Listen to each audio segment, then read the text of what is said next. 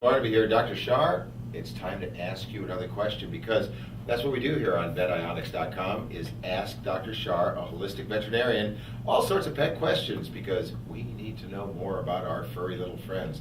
So, most common pet toxins, what are they? Well, there are quite a few things that our pets are, subjected to. Mm-hmm. Most pets get regular city tap water, and there's chlorine and fluoride in there, and sometimes mercury, and sometimes there can be other things in there as well. So we have water. There's contaminants in their food because there can be preservatives and there can be other things that aren't listed on the label that were put into that food. Mm-hmm.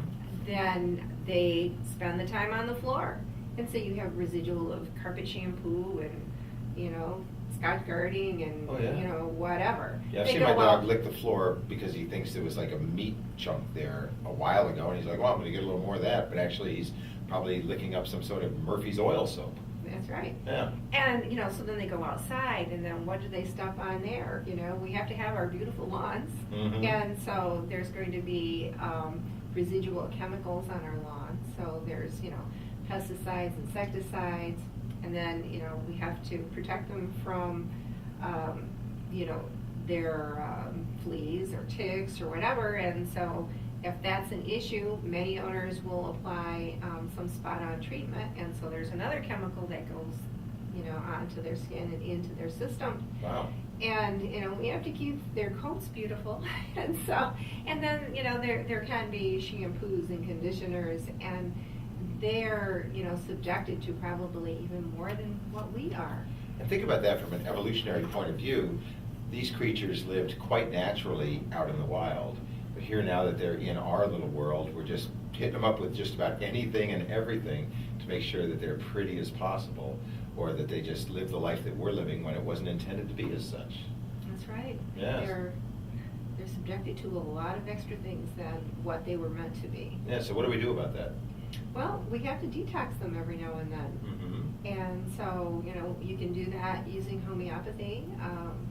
Even, a natural diet, can be helpful as well, to just keep things kind of moving through. And When you say a natural diet, would that be cutting up vegetables? Although I'm shocked to even think that my dog would eat a vegetable. I'm told that they will.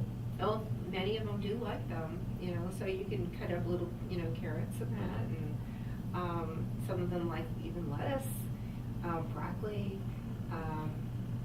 It's amazing what they're willing to eat.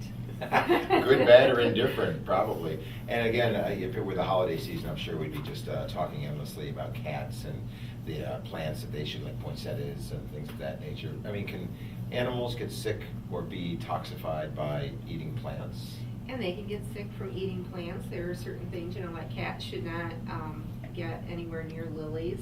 Oh, really? Or daylilies. It can be lethal to them. Aren't they smart enough not to eat it? No. And actually, even the pollen from the daylily, it gets on them, and then, they groom themselves. It can cause their kidneys to fail. Good Lord. Huh. And well, there you have a shocking fact right here on Ask Dr. Char. I had no idea. So, I guess because... there's shrubs, too, that they go out and they take a few nibbles here and there that can be toxic, like yews are toxic, and hollies aren't good. So you have to be careful of where you let them, or what you have in your yard, where they can just munch on. Cocoa mulch, Not good for them? Not good, because it's an overdose of theobrine. So, not a good thing. It's not safe outdoors. Do not let your pet outdoors. Don't bring the daylilies inside either, and watch out for the rug shampoo. It's amazing that these animals are still alive, so it's necessary to detoxify them regularly, to at least put up a firewall against that which we can, and pray that they're smart enough not to eat that which will kill them. That's right, yeah. So, if they're in better health and that, their liver and kidneys can tolerate detoxifying certain things, that they're basically kind of clean to begin with. Right. If they should encounter something that is going to be difficult on their systems, at least they're starting from a better place. Right, the proverbial straw that broke the kitty's back. All righty, Dr. Char, thanks so much. Man, I had no idea there was such danger in the world, but that's what happens when you ask Dr. Char on VetIonx.com, where your pet is our pet.